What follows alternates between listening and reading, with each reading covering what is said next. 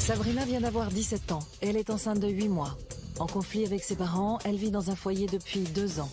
Sabrina et son petit ami désiraient vraiment devenir parents, mais lorsqu'elle est tombée enceinte, le jeune homme de 18 ans a paniqué. Sabrina n'a plus de nouvelles de lui depuis 2 mois. Encore amoureuse de lui, elle garde l'espoir qu'il revienne auprès d'elle pour fonder une famille. Avec le père, on parlait toujours d'un bébé, parce que lui c'était son rêve, et puis moi aussi. Et donc moi et le père, on disait toujours qu'un jour on aurait un bébé ensemble, et que, donc voilà, que même si on se séparait, lui assumerait de son côté, et moi aussi. Et donc ma fille a été conçue, et donc il est parti.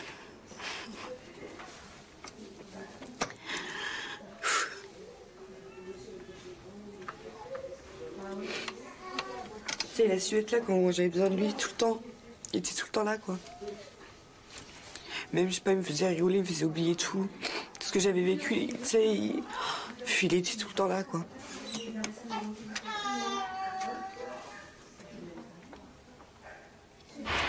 C'est au foyer d'Angeran que Sabrina vit ses derniers mois de grossesse. Comme elle, une trentaine d'adolescentes en rupture de famille apprennent ici à devenir mères. À 16 ans, Sabrina a déjà connu plusieurs foyers à cause d'une histoire familiale difficile. Après des années de révolte, elle a accepté de vivre ainsi, loin des siens. Aujourd'hui, elle s'y sent plutôt bien. Bon, on va manger là. Bon. Oh, pas beau. J'ai envie de prendre ta cigarette. Tu la rends pas. T'as mangé là? Ouais, j'ai mangé. Ah, c'est la marraine à ma fille. Et moi, je suis la marraine à son fils. Voilà, là. Voilà. Ça va bien? Ouais. Je devrais arrêter, mais bon, j'y arrive pas. C'est dur. Toi, t'as du courage, moi, j'en ai pas. Bah attends, tu vas gagner encore. Tu m'étonnes. Future maman ou déjà mère, les jeunes filles du foyer ne sont pas différentes des autres adolescentes. Ce qui les préoccupe avant tout, les garçons, qui à cet âge-là, assurent rarement leur paternité. À qui? À ma fille? Ouais. Il est sur Nantes, il va de rouille là, je sais pas. T'es plus avec? Non. Ah, c'est fini? Depuis quand? Bah, depuis 6 mois. C'est pas vrai. Pourquoi? Bah, ça me regarde, t'as vu? Non, juste une dernière question. Indiscrète peut-être, mais il veut voir sa fille? Non. Non, il veut pas avoir. Il me l'a pas dit, tu vois. Mais il fait rien. Non, il fait pas de démarche, tu vois. Non, il me dit que c'est sa fille qui veut la voir, qui veut la reconnaître et tout, mais tu sais, il fait pas de démarche, c'est tu comme vois. le père de ma fille, ouais.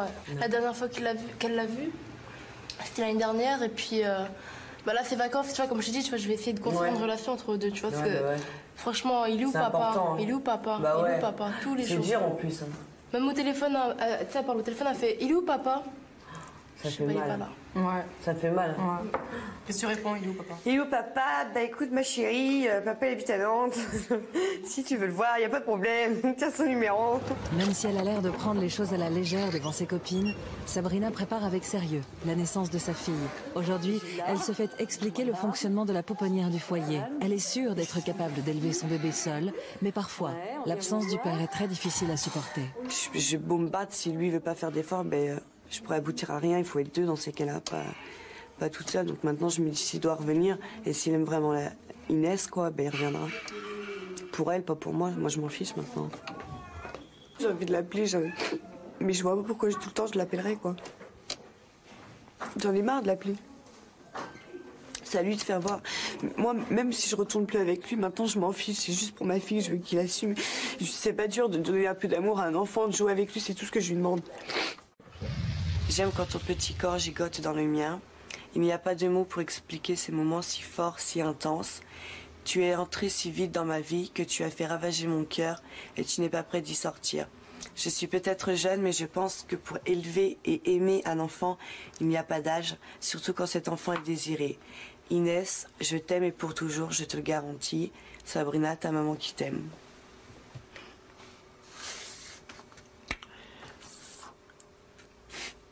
De le relire à chaque fois, ça te fait quelque chose? Ouais. Bah ouais, ça fait, je sais pas. C'est fort encore, tu vois. C'est bien. Ce poème que Sabrina a écrit pour sa fille témoigne de tout ce que ce bébé représente pour elle. Depuis longtemps déjà, elle rêve d'un enfant pour rattraper tout ce qui lui a manqué et ce qui l'a amené un jour de déprime jusqu'à une tentative de suicide. Quand j'ai fait ma tentative de suicide, j'étais en 4e et j'avais pas de but professionnel. Bah, avec ma mère, ça se passait mal. J'avais pas mon père. Bah, je voyais presque plus mes frères et sœurs. Bah, j'avais rien à faire sur Terre, quoi. Parce que je me disais, j'avais plus rien à faire sur Terre. À ma fille, tu sais, je trouverais les mots et les choses pour lui dire bah, qu'elle est quand même née par amour, même s'il n'y a plus le père. Alors que ma mère, elle n'a pas su faire ça avec moi. Tu sais, elle n'a pas su lui dire t'es née par amour malgré la situation et tout ça. M'expliquer, tu vois. Mais bon, maintenant, faut essayer de vivre avec, quoi. Accepter ce qui s'est passé et puis réussir sa vie malgré tout. Mais la roue tourne, c'est ce que je me dis. La roue tourne.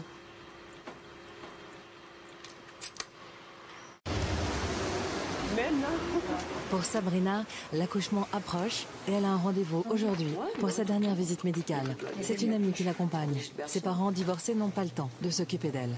C'est Marina qui t'accompagne. T'aurais préféré que ce soit ta maman? Non, bah non, sinon j'aurais demandé. Pourquoi? Parce que, je sais pas. Je veux lui faire comprendre que je peux me débrouiller sans elle, tu vois. Que j'ai pas besoin d'elle pour ma grossesse. Et même à mon père, c'est pareil, je suis plus mon frère, je sais plus quoi. Et je veux pas, je veux qu'il voie que je peux me débrouiller toute seule. Puis elle s'est jamais proposée, tu vois. Donc je me dis aussi, si. Même on se voit dehors, elle m'appelle après mes visites et tout, quoi. Mais voilà.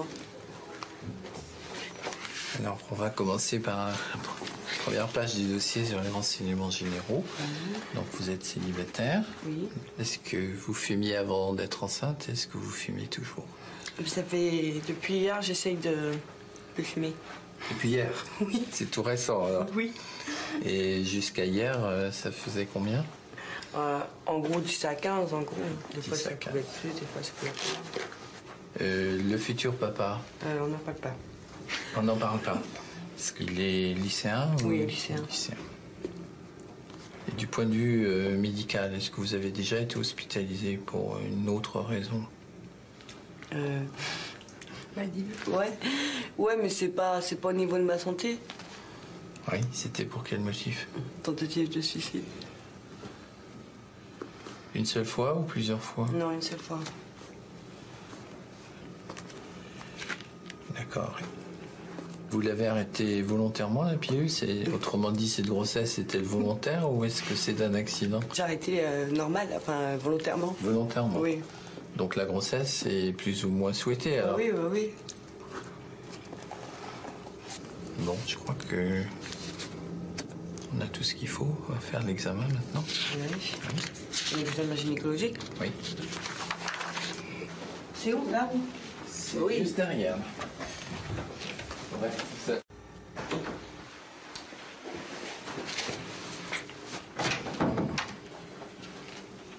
Alors Sabrina, tout va bien? Ouais, ça va. T'as l'air inquiète?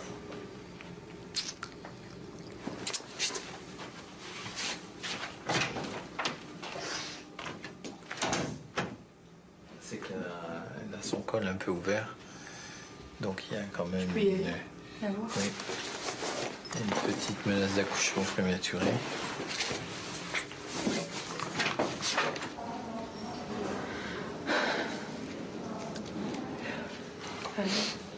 Ouais, mais je veux pas coucher prématuré.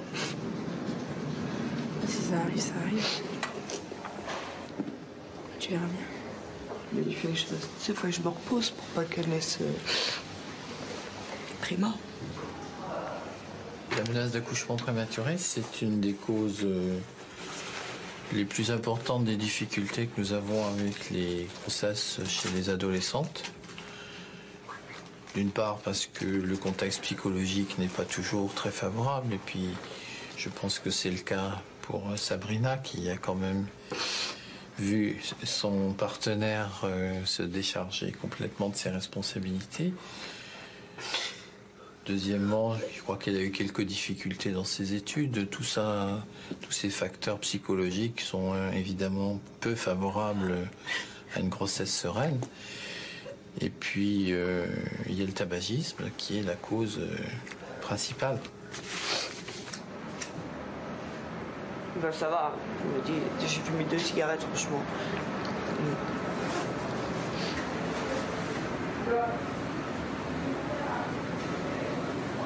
J'ai pas peur d'accoucher maintenant, ni rien.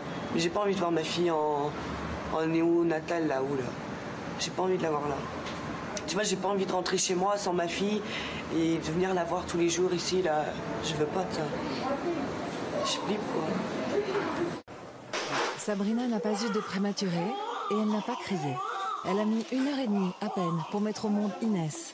Sa mère était là et surtout, le père de sa fille, prévenu par une amie du foyer, est venu assister à l'accouchement. Même s'il n'a pas encore osé avouer sa paternité à sa famille, c'est lui qui a filmé ces images, les premiers instants de sa petite Inès.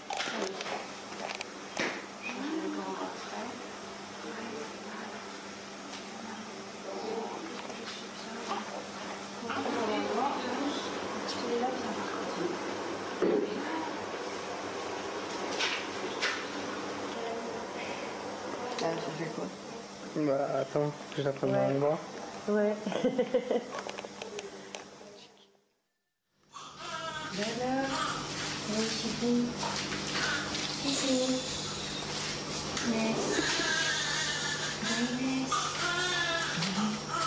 Il me fait penser à Sabrina quand j'ai accouché.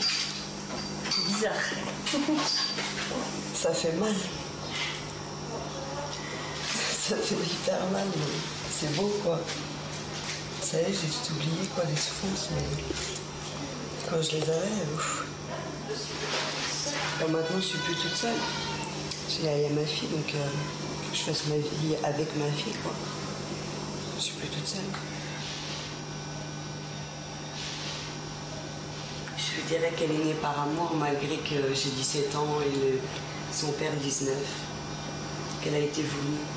Les filles de mon foyer, c'est toujours qu'elle reviendrait. Fallait pas que je désespère et tout. Mais moi, j'y croyais plus, quoi. Et finalement? Bah ouais, il est revenu pour la petite, c'est bien. J'aurais jamais cru. Moi, c'était fini. Mais tu es toujours amoureuse? Ouais, bah ouais.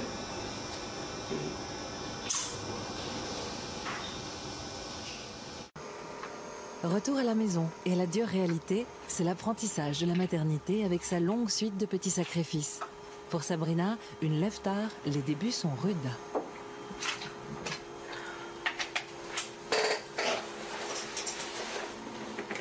Je sais pas ce qu'elle fait, des fois, 3/4 d'heure hier soir, elle a bu. Et après, elle s'est réveillée à 10h, 11h. Après 3h, 7h. J'arrive pas à dormir de bonne heure, alors quand elle me réveille, après, c'est dur. Ouais, je vais me faire payer mon café. Tu vas chez le médecin, tu vois. Oui, bah je crois que c'est ce que je vais faire. Parce que quand t'étais à l'hôpital, elle grossissait bien, machin, tout allait très bien. Et là, madame a maigri. Et pourtant, elle mange, hein, t'as bien vu. Hein. Je la laisse pas... Mais leur balance, t'as vu là, faut qu'elle soit comme ça, là, je sais pas quoi, les pointes. Ça date de l'année de mon arrière-grand-père, alors aussi. Savoir qu'elle maigrit, j'ai horreur de ça. Parce qu'avec un nouveau-né. Oui, mais moi c'est moi, t'as vu? Mais non, mais à mon avis, c'est leur balance qui déconne. Ouais, ben moi aussi, je crois. Mais tu sais, au début, c'est normal, hein. Bah oui, que mais... tu trouves le rythme et tout. Bah, déjà, elle a bien commencé. Bah, elle a bu 3/4 d'heure hier. Elle s'arrêtait, elle reprenait, elle s'arrêtait, elle reprenait. Oui, parce que, tu sais, elle va se régler petit à petit. Tu es rassurée? Bon, bah oui. Regarde-toi comme ça. Non, on va donner maman. On va donner maman.